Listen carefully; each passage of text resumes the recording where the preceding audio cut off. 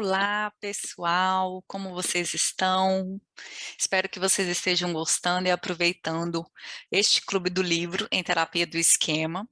E hoje a gente vai para o capítulo 9, que é sobre o uso criativo dos diálogos de modos com a criança vulnerável e com os modos críticos disfuncionais. Mas antes de começar, eu quero te pedir para se inscrever aqui no canal, assistir até o final e curtir se esse conteúdo ele acrescentar algo para você. Se inscrever também, fazer parte, na verdade, lá do nosso grupo do Telegram, onde eu compartilho os resumos e participarem, deixarem dúvidas, sugestões do que vocês querem ver aqui no canal também, tá? Então, vamos para o capítulo 9. Uso criativo dos diálogos de modos com a criança vulnerável e os modos críticos disfuncionais. Esse capítulo foi escrito pela Joan Farrell, acho que é assim que fala, e pela Ida Shaw. Elas são duas psicólogas que têm desenvolvido muitos trabalhos na terapia do esquema e, mais especificamente, aí, voltado para a terapia de grupo.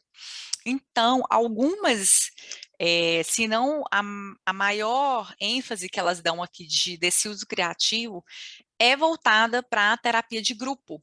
Só que elas trazem algumas sugestões aí que nós podemos utilizar na terapia individual, tá? Então, este capítulo descreve o uso do diálogo de modos na terapia do esquema para prover experiências emocionais corretivas para o modo criança vulnerável e diminuir o controle do modo crítico disfuncional. Então, o que é o modo criança vulnerável? É a parte do self que sente a dor das necessidades emocionais que não foram atendidas. E o modo crítico disfuncional é a internalização de experiências negativas relacionadas às necessidades emocionais que não foram atendidas e que tomam a forma primária aí de mensagens negativas sobre si ou de regras disfuncionais sobre necessidades e sentimentos. Neste capítulo, o foco vai ser o modo punitivo, e aqui elas fazem essa diferenciação que o punitivo ele vai ser o como as regras são impostas, é esse lado mais punitivo, e o exigente é o foco nos padrões e regras, tá? E elas ressaltam aqui, né, que o modo crítico disfuncional, ele pode ser punitivo, ele pode ser demandante, né, demandante e exigente aqui é bem parecido, ou pode ser também uma combinação de ambos os elementos. O importante aqui é que elas fazem essa ressalva aqui, é sobre o diálogo de modos na terapia do esquema, que o que elas trazem aqui neste capítulo não é a intervenção de trabalho que a gente vê com cadeiras na Gestalt terapia. Tá? As autoras utilizam as cadeiras apenas como marcadores para os modos, mas inclusive esse trabalho ele pode ser feito com o paciente em pé, né, que é como acontece no trabalho de uma terapia em grupo. Existe esse diálogo e essa movimentação das partes em pé, não necessariamente com a cadeira. Por isso que elas fazem elas dão essa ênfase importante aqui, que não é essa técnica do trabalho com cadeiras a Gestalt, e que às vezes a gente vê também ser utilizada aqui na terapia do esquema. E elas fazem a substituição aí da palavra cuidadores e pais apenas por crítico, que é o objetivo de descrever essa mensagem que ela é internalizada, recebida na infância. Porque essa mensagem, ela não necessariamente vem dos cuidadores ou dos pais. Ela pode ter vindo também de professores, de colegas, de treinadores, de outras figuras que também são importantes e que, por vezes, a criança ela acaba internalizando aí essas mensagens. O que é o diálogo de modos padrão que foi proposto por Jeffrey Young para a terapia individual? É essa conversa, o diálogo que ocorre entre os vários modos do indivíduo, né, do nosso paciente.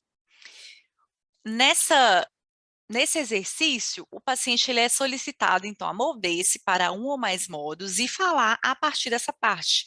E aqui a gente pode utilizar as cadeiras, né, o exercício com as cadeiras para poder fazer esse diálogo. O diálogo com os modos, ele facilita a compreensão dos modos desadaptativos, as suas mensagens disfuncionais e a interferência das necessidades não atendidas no modo criança vulnerável. Então, ele facilita muito essa consciência desse funcionamento, dessa alternância aí que a gente percebe na nossa vida cotidiana, e muitas vezes ela é inconsciente, ela é rápida, a gente traz isso, né, para a terapia, para realmente o paciente ter essa consciência dessas mudanças, né? E a preparação, o que que ela envolve? Ela envolve essa compreensão do conceito de modos, a gente faz, né, uma psicoeducação sobre isso, a habilidade do paciente de identificar esses modos, permitir a experiência do modo, de cada modo, e ser capaz de expressá-lo verbalmente. Então, qual que é a proposta que elas trazem aqui dessas variações criativas do diálogo de modos? A proposta das autoras é tornar o modo mais real através de representações mais concretas. Então, você pode fazer desenhos, você pode escolher objetos, imagens, figuras, para poder caracterizar essa figura, que vai ser a representação, principalmente aqui, quando a gente fala do modo os críticos disfuncionais, de uma figura que não é humana. Porque o objetivo aqui, né, no combate a essa imagem, é você não fazer uma associação com a pessoa, né? Então, as autoras, inclusive, reforçam muito isso, para o terapeuta não se colocar neste lugar, e para a gente dar ênfase apenas aos comportamentos. Então, essa representação concreta, elas usam aqui o termo efígie, e que, pelo que eu entendi, né, uma ideia aqui do que pode ser feito é você pegar um pano branco, e neste pano você fazer o desenho de uma figura, né, que ela não é humana, mas que vai representar este lado, né, ou estes vários lados.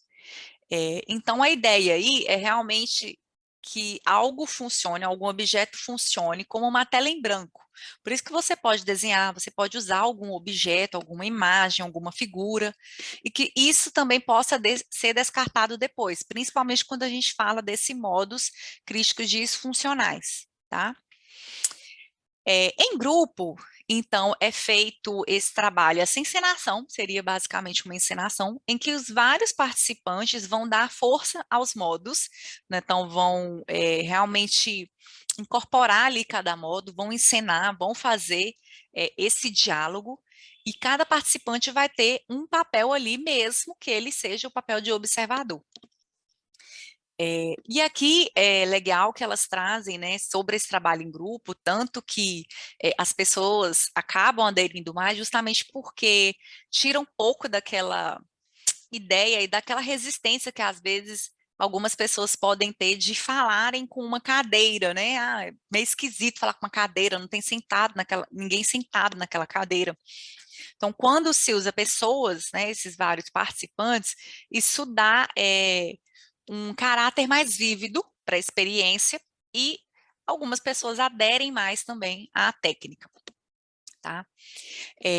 Elas enfatizam também essa aprendizagem vicária aqui, né, por observação, em que alguns pacientes, participantes do grupo, por terem mais medo, né, de se colocarem no lugar dos seus pais disfuncionais, por terem mais dificuldade mesmo de entrar em contato com a experiência, eles conseguem ter ganhos apenas observando, né, outros participantes tendo essa experiência, tá? E aí, uma outra sugestão que elas trazem, né, dessa variação criativa aí, é você levar uma tarefa que seja considerada difícil para você fazer com o seu paciente, e aqui você pode fazer na terapia individual. E o que seria essa tarefa difícil? Aqui o que elas sugerem é você levar um pedaço de madeira, né, uma tábua, algo assim que seja mais pesado mesmo, que o paciente ele tenha certa dificuldade em balançar, em segurar essa tarefa, e você vai alternar entre dar o comando para essa tarefa, fazer essa instrução de uma maneira bem crítica. Olha, você não vai conseguir, eu estou te passando uma tarefa que ela é muito difícil, você tem mãos muito fracas, você não vai conseguir fazer o que eu quero que você faça. E depois você faz a instrução para essa tarefa, mas usando um modo mais aí de um adulto saudável, de uns bons pais, falando, olha, essa daqui é uma tarefa que você pode sentir um pouco de dificuldade, mas está tudo bem, eu estou aqui do seu lado, eu vou te explicar como é que a gente vai fazer. E aí a ideia é que seja uma tarefa difícil, mas que seja possível de ser realizada, e para justamente trabalhar como que a alternância dessas duas vozes, desses dois modos, como que isso impacta na performance, no quanto você consegue realizar uma tarefa que ela é proposta. Então, uma maneira aí também do paciente entrar em contato com essas duas vozes e ali na prática ver o quanto que isso interfere, né, no seu desenvolvimento de performance, de alcance de resultado. E aí, dentro desse trabalho de grupo, elas trazem esse exercício que vai ser demonstrar experiencialmente a origem dos modos desadaptativos e como eles funcionam no presente. Então, é o nascimento dos modos. E aqui é que eu falei que cada pessoa vai representar um lado. Então, o paciente tem a história de vida dele, ele vai ver, né, cada modo de uma outra pessoa representando esse modo. Então, qual que é o passo a passo, né, da realização desse exercício quando ele é feito na terapia em grupo? Então, primeiro, ocorre a expressão aí das necessidades emocionais que não foram atendidas. Os esquemas desadaptativos, eles são formados e a criança vulnerável experiencia dor, ansiedade, sofrimento e ela vai expressar as suas necessidades.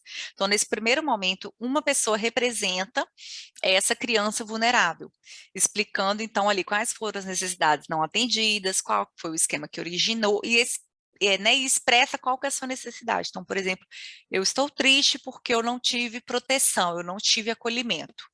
Então, essa é uma pessoa que representa isso.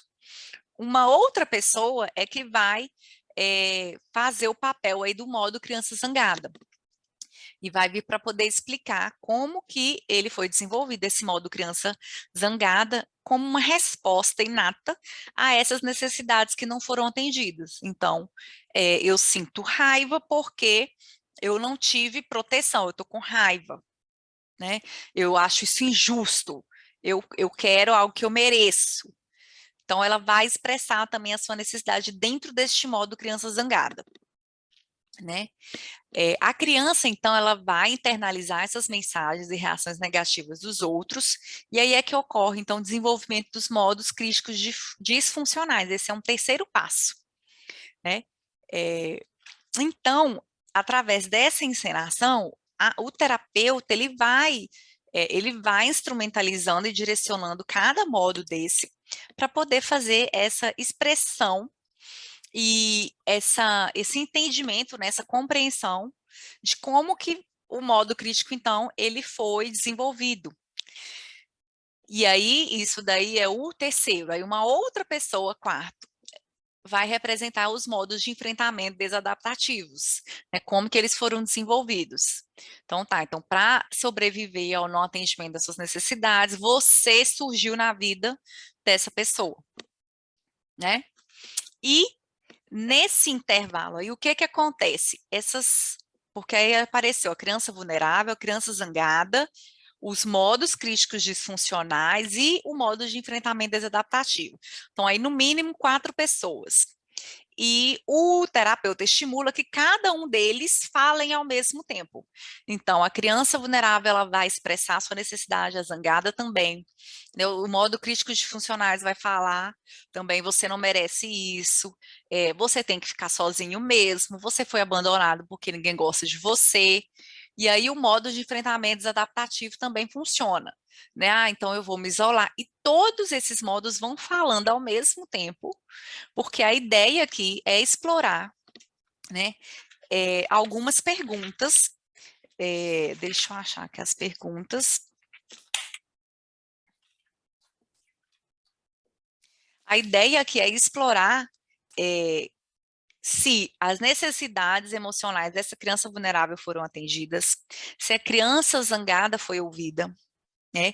Como que as mensagens dos modos de enfrentamento desadaptativos, eles afetaram a criança vulnerável, E como que o modo, né, de uns bons pais seria capaz aí de alcançar essa criança vulnerável. Porque quando todos esses modos estão falando, a gente vê o caos, né? A gente não consegue ver, não consegue ouvir a criança vulnerável, a gente não consegue ouvir a criança zangada. Então, a ideia é que na encenação, você, né, o paciente ali, né, o participante, ele possa ver que, olha, diante desse caos todo, não dá para a gente ouvir a criança vulnerável, não dá para eu ouvir, né, a sua criança zangada. Fica esse caos, e como que eu vou chegar nessa criança vulnerável? E aí é chamado, então, né, uma outra figura, um outro participante para representar o adulto saudável, que vai fazer um diálogo, vai conversar ali com o modo crítico disfuncional. Depois ele vai explicar para o modo de enfrentamento desadaptativo, né? Olha, você fez um bom trabalho até agora, né? Você garantiu a sobrevivência dessa criança, mas de agora em diante você não é mais necessário.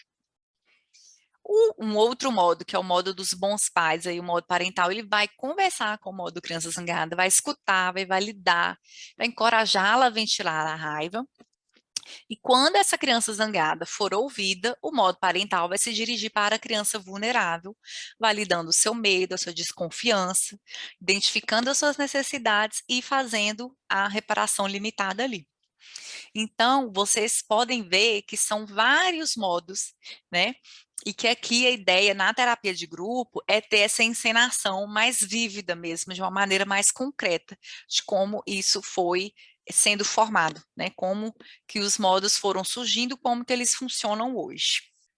Por fim, as dicas para os terapeutas o que as autoras recomendam aí é que você, ao fazer esses exercícios, né, de experiência com o diálogo dos modos, você sempre garanta, tem essa garantia de que o seu paciente está se sentindo pronto, que ele se sente seguro e que ele consiga se conectar aos modos criança vulnerável e o crítico disfuncional, e que ele saia sempre se sentindo seguro após a sessão.